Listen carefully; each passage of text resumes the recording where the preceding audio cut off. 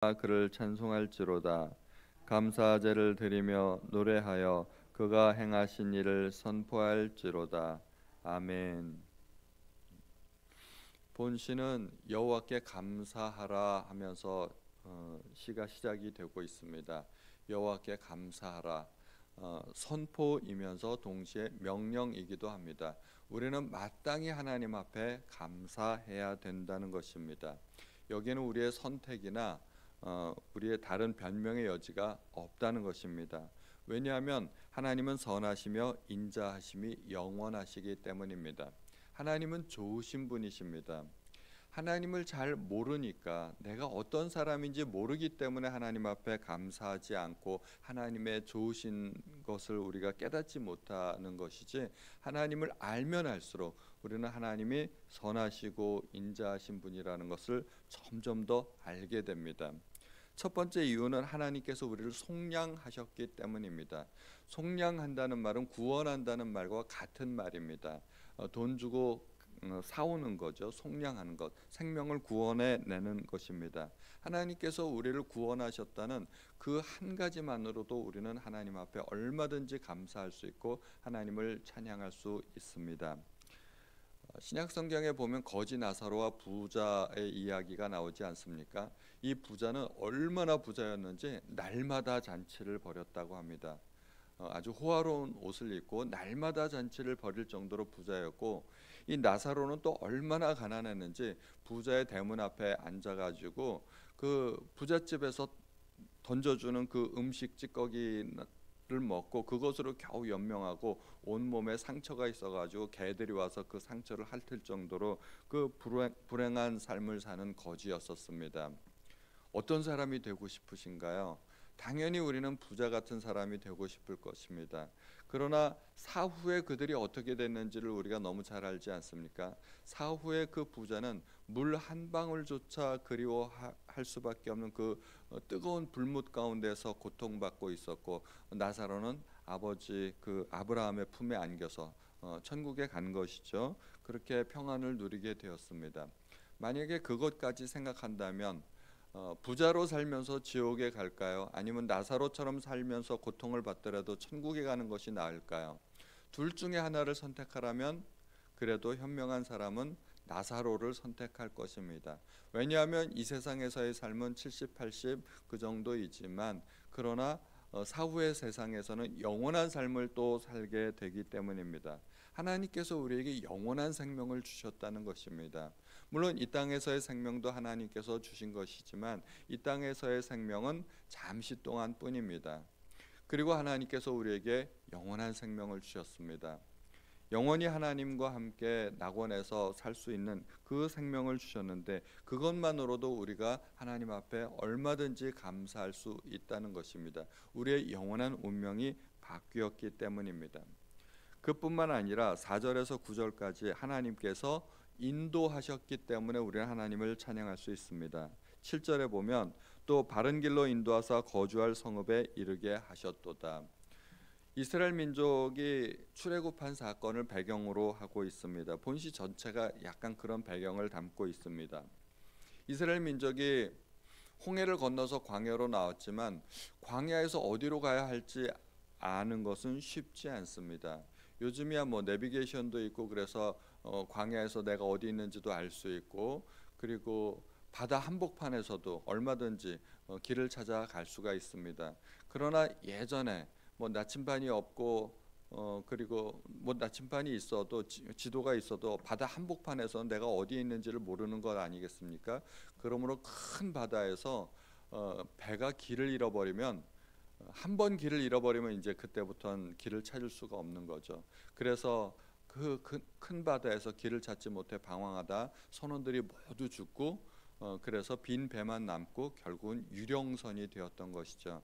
그래서 옛날에는 유령선이라는 것이 실제로 있었습니다. 배는 있는데 사람은 아무도 없는 그런 것이죠. 바다 한가운데서 길을 잃어버리니까 그렇게 되는 것입니다. 우리 인생도 마찬가지입니다. 우리는 어디서 와서 어디로 가는지, 왜 인생을 살아야 하는지 아무것도 사실은 모르는 사람이었습니다. 이스라엘에 가면은 성지 순례하면 광야 체험이라는 것이 있는데, 버스로 승객들을 광야 한복판에다 갖다 놓고 잠깐 쉬어가겠습니다. 그래서 승객들을 다 내리게 한대요. 승객들이 다 내리면 이제 버스가 갑자기 떠나버리는 거죠. 예고도 없이 떠나버리고, 그러면 승객들은 광야 체험이라는 걸 하게 되는데, 광야에서 한 1시간 정도 걷고 목적지에서 만나게 된답니다. 그 광야 체험을 할 때는 가이드가 있으니까 가이드가 잘 안내를 해주기 때문에 전혀 염려할 것이 없습니다.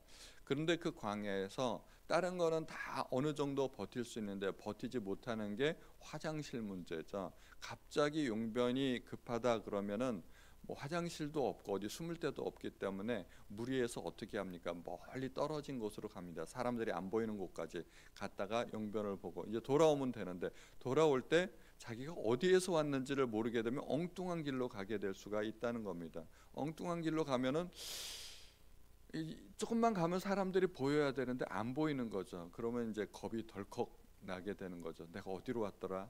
어디에 우리의 무리가 있더라? 그때부터는 이제 겁이 덜컥 나고 방황하게 되고, 또 가이드도 이제 시간이 되면 돌아와야 되는데 한 10분만 지나면 와야 되는데 뭐 30분이 지나도 안 오고 그러면 걱정이 되는 거죠. 그래서 그런 일들이 예전에는 가끔 있었다고 합니다. 사람이 광야 한가운데 가 있으면 길을 잃어버리는 것이죠. 그 우리도 인생길에서 그럴 수 있다는 말입니다. 우리의 인생길에 내가 어디로 가야 될지, 어느 길로 가야 할지 모르는 경우가 많습니다. 우리 이제 수능이 앞으로 한 달도 채 안 남았는데, 우리 수험생들이 시험을 치르고 나서도 내가 어느 길로 진학을 해야 될지, 나에게 맞는 적성은 무엇인지 잘 모르는 경우가 많습니다. 대개 성적에 맞춰서 진학을 하고 그렇게 되는데, 정말 자기의 적성에 맞는 길로 진학을 해야 되고, 직업을 선택할 때도, 배우자를 선택할 때도, 또 사업을 할 때도 내가 어떤 길을 선택해야 될지 우리는 잘 모르는 경우가 많습니다. 그래서 인생은 마치 광야와 같다는 것입니다. 그래서 노래들을 보면 우리의 인생을 비유한 노래가 참 많습니다. 그 영등포로 갈까요? 청량리로 갈까요? 차라리 돌아갈까요? 뭐 방황하는 우리의 인생을 보여주는 것 아니겠습니까? 그런데 하나님께서 우리의 길을 인도해 주신다는 것입니다. 올바른 길을 알려주신다는 것입니다. 또 10절에서 16절까지는 하나님께서 우리를 고통에서 풀어주신 것을 이야기합니다. 14절에 보면 흑암과 사망의 그늘에서 인도하여 내시고 그들의 얽어맨 줄을 끊으셨도다. 여호와의 인자하심과 인생에게 행하신 기적으로 말미암아 그를 찬송할지로다. 우리를 둘러싸고 있는 모든 환경은 그렇게 좋은 환경들이 별로 없습니다. 우리를 둘러싸고 있는 모든 환경은 사실 우리에게 두려운 환경이고, 우리로 하여금 고통스럽게 만드는 그런 환경들입니다. 국제 정세도 그렇고 국내 정세도 그렇고, 또 가정이나 교회나 여러 가지 환경들이 우리를 굉장히 어렵게 만듭니다. 그래서 우리가 부르는 찬송에 고통의 멍에 벗으려고 주께로 옵니다 하는 찬송이 또 있지 않습니까? 단순히 살아있는 것만으로 충분하지 않다는 겁니다. 사는 게 아니다, 뭐 그런 말도 있지 않습니까? 내가 뭐 마지못해 살고 죽지 못해 살고 뭐 그런 이야기도 있듯이 사는 것만 가지고는 충분하지 않다는 것입니다. 고통으로부터 해방되고 자유롭게 되어야 됩니다. 예수님께서 나사로를 살리셨습니다. 나사로야 나오너라 했을 때 나사로가 무덤에서 나왔습니다. 이제 그걸로 충분한가요? 충분하지 않습니다. 나사로는 살아났지만 온 몸이, 얼굴과 수족이 배로 동여맨 상태입니다. 그 상태만 가지고는 어떻게 뭐 사람 구실을 할 수 있지 못하는 거 아니겠습니까? 그래서 예수님께서 한 가지 명을 더 내리십니다. 풀어놓아 다니게 하라. 온몸이 수족으로 동여맨 상태에서 보지도 못하고 듣지도 못하고 제대로 활동도 못하고 그렇게 꽁꽁 묶인 상태에서는 이게 사람이 사람 구실을 할 수가 없는 겁니다. 살아 있어도 살아 있는 것만으로 충분하지 않다는 것입니다. 예수님께서는 나사로를 살리셨습니다. 그리고 풀어놓아 자유를 주셨습니다. 거기까지 가야 하는 것이죠. 그래서 16절에 그가 논문을 깨뜨리시며 쇠빗장을 꺾으셨음이로다. 하나님은 우리 앞에 놓인 그 두꺼운 논문, 내 힘으로 절대로 열 수 없는 논문을 깨뜨리시고, 또 그 앞에 놓인 두꺼운 쇠빗장을 꺾으신 하나님이시라고 말씀하고 있습니다. 그리고 마지막 17절에서 22절까지는 우리를 고쳐주시는 하나님에 대해서 말씀하고 있습니다. 20절에 보면 그가 그의 말씀을 보내어 그들을 고치시고 위험한 지경에서 건지시는도다. 여호와의 인자하심과 인생에게 행하신 기적으로 말미암아 그를 찬송할지로다. 우리가 인생에서 여러 가지 고난도 있지만 환경으로부터 오는 고난도 있지만 우리의 영혼과 육체가 고통당할 때가 있습니다. 질병으로 고통당할 때도 있고 여러 가지 낙심되는 일로 고통당할 때가 있습니다. 이스라엘 백성이 광야에서 이제 식량이 다 떨어졌을 때, 이제 굶어 죽을 위기에 있을 때 하나님께서 만나를 주셨습니다. 만나를 먹고 그들은 처음에 꿀 섞은 과자 같다고 평가했습니다. 그래서 그 만나라는 뜻이 이게 뭐냐 뭐 그런 뜻입니다. 히브리어로. 이게 난생 처음 보는 것을 보고 그들은 감탄했던 것이죠. 이게 뭐냐, 그게 이제 만나라는 뜻인데 그게 이름이 되어버린 것이죠. 그런데 만나만 계속 먹다 보니까 이게 질리는 거예요. 사실 우리도 그렇지 않습니까? 아무리 소불고기를 먹어도 그것을 뭐 한 달 내내, 한 달만 먹어도, 아니 일주일만 먹어도 벌써 입에서 물리고 같은 음식 두세 번 먹기도 쉽지 않은데, 사실 이해는 갑니다. 이해는 가지만 그들은 그것을 가지고 하나님을 원망하고 불평했던 것이죠. 그래서 결국에는 그것을 하찮은 음식, 우리가 이 하찮은 음식밖에는 눈에 보이는 것이 없도다. 우리 성경이 바뀌기 전에 박한식물이라고 되어 있었죠. 정말 하나님께서 주신 그들의 생명을 살려주었던 그 음식을 하찮은 음식이라고 평가하면서 애굽에서 먹었던 여러 가지 음식들을 그리워하게 됩니다. 그래서 하나님께서 그때 불뱀을 보내셨습니다. 하나님께서 불뱀을 보내신 것이 아니라 사실은 그 불뱀은 원래 그곳에 있던 것입니다. 하나님께서 불뱀으로부터 광야의 여러 가지 해로운 곤충과 짐승, 그 전갈 이런 것들로부터 그들을 보호하고 계셨었는데 그 보호막을 잠시 거두신 것이죠. 그래서 하나님께서 그들이 하나님을 늘 원망하니까 하나님께서 잠시 외면하신 것입니다. 그러자 하나님의 보호막이 거두어지자 사방으로부터 그동안 그들을 공격하지 못했던 그 불뱀들이 나타나가지고 그들을 물고, 그러니까 그들이 고열에 시달리면서 막 죽게 되었습니다.